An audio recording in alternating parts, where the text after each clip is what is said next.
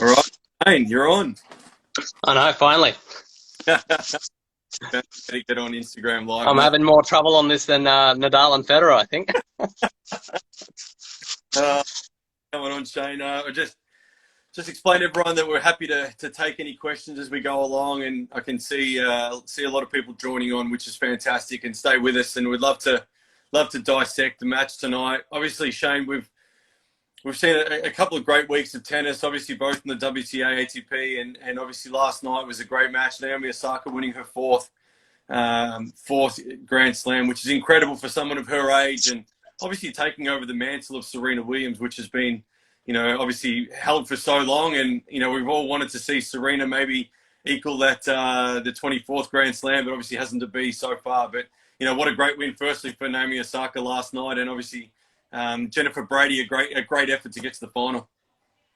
Yeah, definitely. I mean, Naomi Osaka for me has been the benchmark for a couple of years. I know she sort of lost her way since I think when she won her second Grand Slam in Australia, and there was probably a period of 12 months where she wasn't playing her best tennis. But certainly in the last 12 months, even with a COVID impacted year, she's certainly shown that she's a premier hardcourt player, and I think it's just a matter of time before she translates that success on the hardcourt to the grass and the clay, and we're looking at a double-digit Grand Slam winner for sure.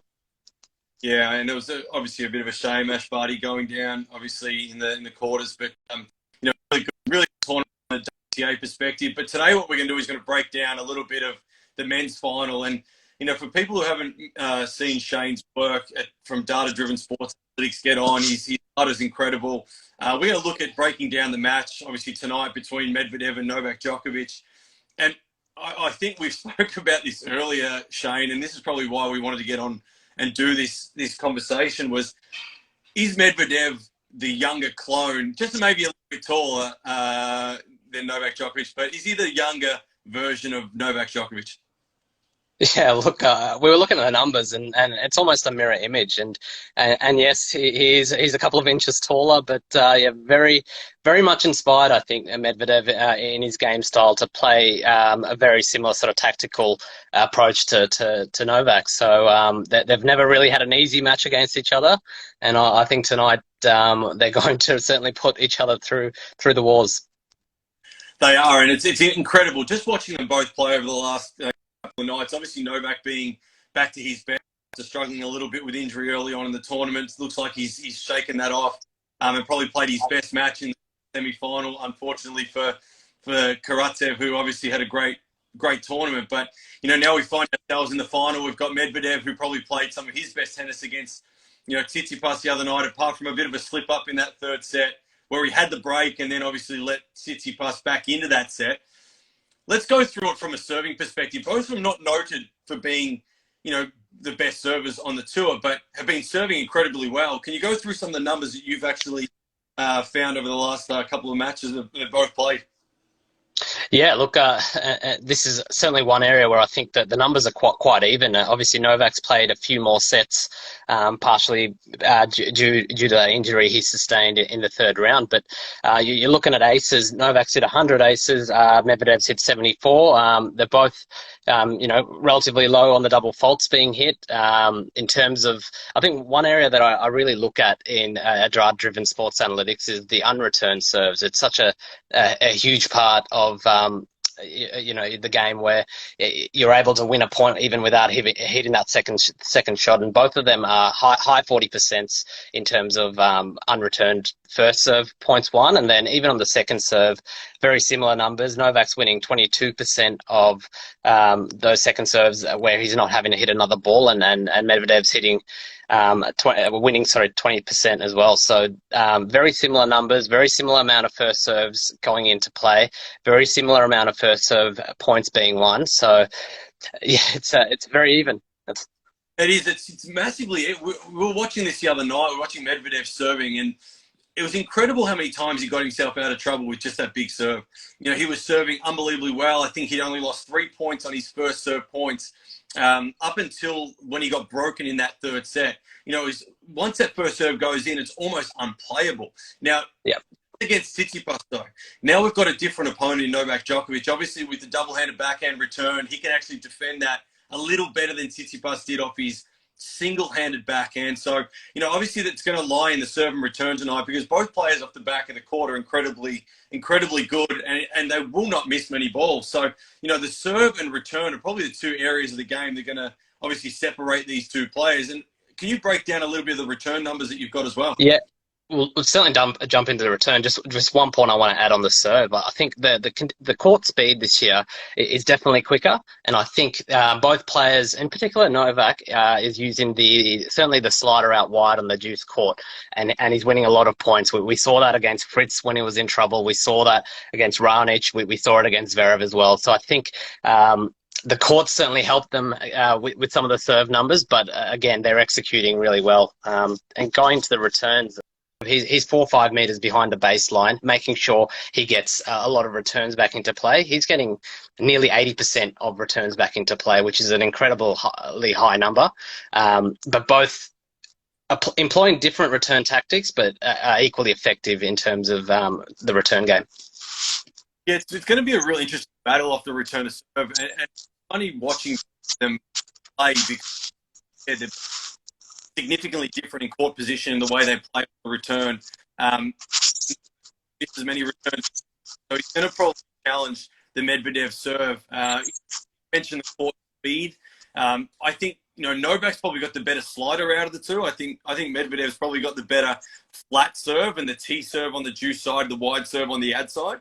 So it's obviously not going to play into his hands as much at court speed, but Novak does slide the ball well. So it's going to be quite interesting. And with the court position, Medvedev probably doesn't want to find himself too far back on the Novak serve because he does find that angle quite well. So obviously, like you said, Medvedev probably has the better of the two, returning a little bit better at the moment and breaking more serve than probably anyone in the whole tournament. So it's going to be an incredible battle.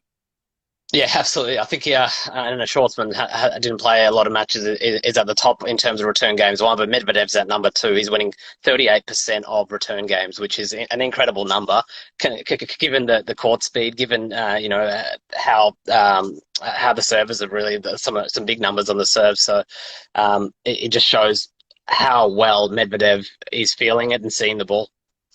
And you know what? I think from the serve and return, you've given us the numbers that both are pretty close in I guess both ways. But if we think about now how this match is going to be won and lost, for me it's going to be the battle of who's going to miss less on that forehand wing. I think they're both going to go after the forehand. You're probably going to have the numbers to show me this, but off the forehand wing, I reckon they're both going to attack it.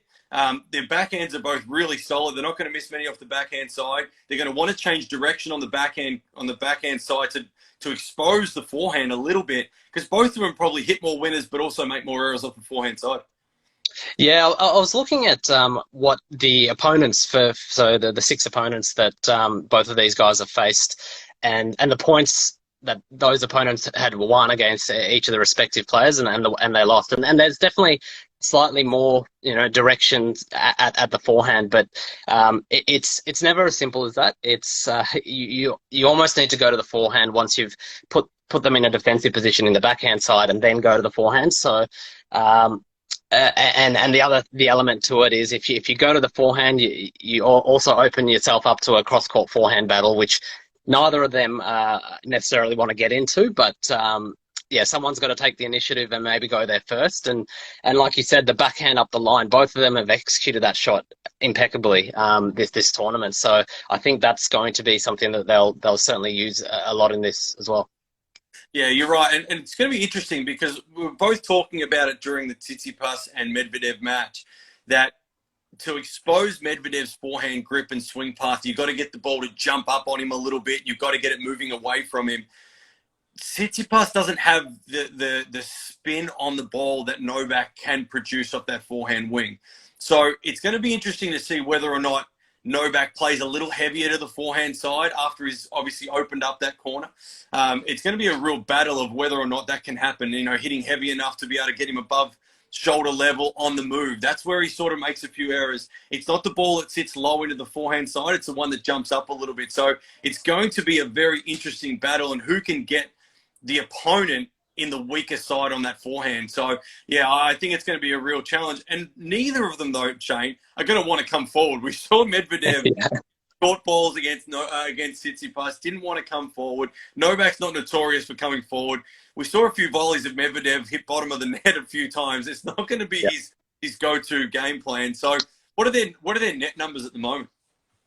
Yeah, they're both they're probably one and done kind of volleys where they go in and it's only really to finish it, and even still, I think Medvedev would avoid it as much as possible. I think there were a couple of times where we were caught courtside basically, and we just saw him butcher a few very simple volleys. That being said, I think Novak's winning 70% when he comes to the net, but like I said, he's only going in there really to finish the point off.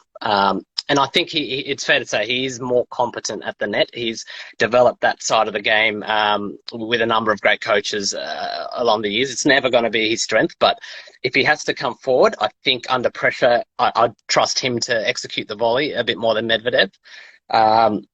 Yeah, neither of them are going to serve volley. I don't think their numbers. I think they're 4 and 5 serve volleys for the tournament. So it's not going to happen. So yeah, it's going to be a baseline battle. And really it's going to be a test match. I think both of them are very, very good at maneuvering their opponent and thinking. And almost learning on as the match is going. They're not someone that neither of them are going to be stuck with a strategy. If something's not working, both of them will figure out a way to change it. So I think I'm going to enjoy that part of the match. Yeah, and look, I mean, Medvedev is 20 matches in a row, and it's incredible. I think 11 of them came against top 10 players. It's a pretty incredible stat that he has coming into this final. Novak Djokovic, though, has won 8 Australian Opens. So it's going to be a real battle once they walk onto that court. Who can settle into this match a little earlier? Now, we did have the conversation that we both probably agreed that if Medvedev needs to get this done, it's got to be in 3 or 4 sets. If this goes to 5, it's really hard to beat Novak in a Grand Slam 5-set match, especially at the Australian Open. Do you agree that it needs to be like a sort of quicker match for Medvedev to win it? Do you think he can last the distance if it goes to 5? Do you think if it's longer rallies, he's going to have an edge, or is Novak going to have that?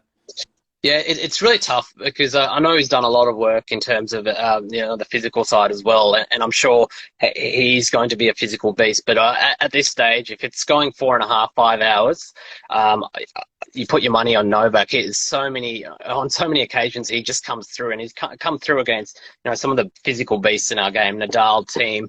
Federer, he's managed to do it on so many occasions that I wouldn't bet against him if it goes deep.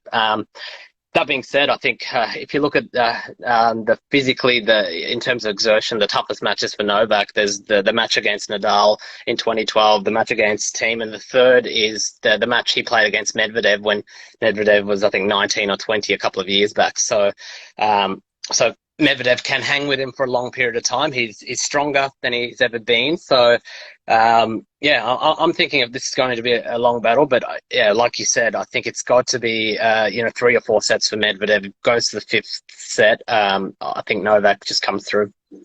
Yeah, I think he's a physical beast. And if he's over the injury that obviously he had at the start of the tournament, then he's going to be very hard to stop from a physical perspective.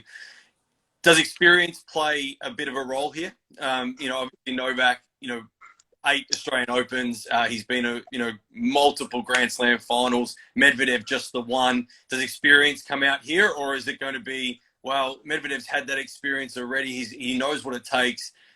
He's capable.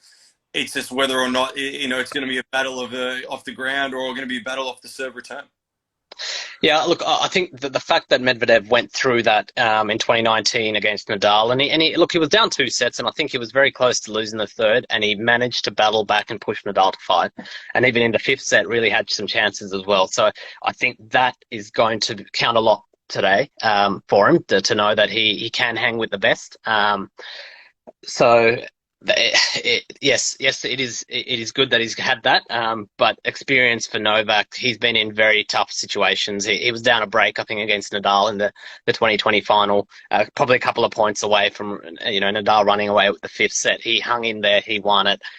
Similar story last year, 2-1 down against Dominic Thiem. Didn't really look like he was in it. He managed to battle back, and I think he will be able to instill that confidence from those experiences that if he's down tonight, he knows he can come back. If Medvedev is in those situations, I don't think he's got that sort of self belief because he just hasn't done it enough yet. All right. So most importantly, from the man with the numbers who knows the ins and outs of these players, who's going to win the match, how many sets, and give me a prediction for tonight. This is a tough one. You're putting me on the spot a little bit, but I think Medvedev in four. I think the way he's returning has been, I haven't seen anything like that, and he's really married it up with the serve. So he's all those numbers on the unreturned serves and breaking people 38% of the time. They're exceptional numbers. We don't see. We see a player really dominate one or the other, but we haven't seen a player going into a final with those sort of stats on both serve and return. And I feel like, yeah, what he did to Rublev and what he did to Tsitsipas for the most of that match will give him a lot of confidence. And even the match in London against Novak, I think he'll draw on that and he'll get it done in four. Wow, big prediction, and I'd go with you, but I'm going to go against you, even though you're the man that knows everything about this game, ins and outs. I think I'm going to go Novak only because of the experience that he has at this very tournament, winning 8 times here. He knows what it takes. I think he may have it. I think he's probably playing better now than he did at the start of the tournament. I think some of the data, as we probably mentioned early on, probably was a bit challenging when he was injured to be able to match it up. I think he's one of the best returners in the world. I think he's one of the best retrievers in the world. He's going to make Medvedev play every ball, which I don't think many of his opponents have done so far. I think he's going to be challenged a little bit in that respect.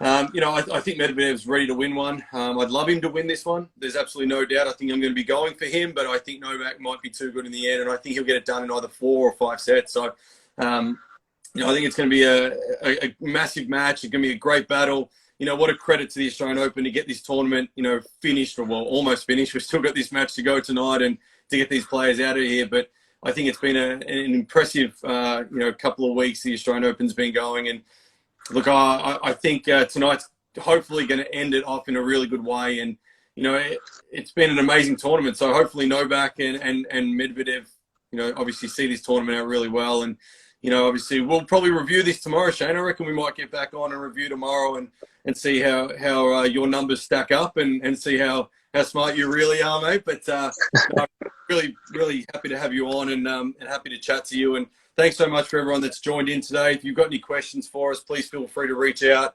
Thanks so much for supporting us at the Tennis Menu. And obviously, get a hold of Shane at Data Driven Sports Analytics. He's incredible at what he does. And, he's going full-time tennis this year, which is going to be exciting for him and his business. So, check him out. He's doing some great stuff. Shane, thanks so much for being part of today and going live. And we're only 40 minutes, I think, from the opening ceremony of the Australian Open and 1 hour from the match. So pretty exciting times. Yeah, thanks for having me on, and everyone enjoy the final. I think it'll be a spectacle, and I want to second what Mark said. Craig Tiley and the Tennis Australia team, the whole summer of tennis, not just the Australian Open, what they've done, the negotiations with the government and really have run a safe event and had some spectacular matches as well. So credit to them. Yeah, thanks again, mate, and thanks to Tennis Instinct. Great review, guys. Really appreciate your message, guys, and and your support. Really love it, and we just want to bring the best to you. And if there's anything we can ever help you out with, please feel free to jump on and send us a message. So thanks again, Shane. Enjoy your night. Enjoy the tennis tonight, and obviously we're split. We're one of us Medvedev, one of us Djokovic. Let's see who takes the cake tonight. So thanks again, mate.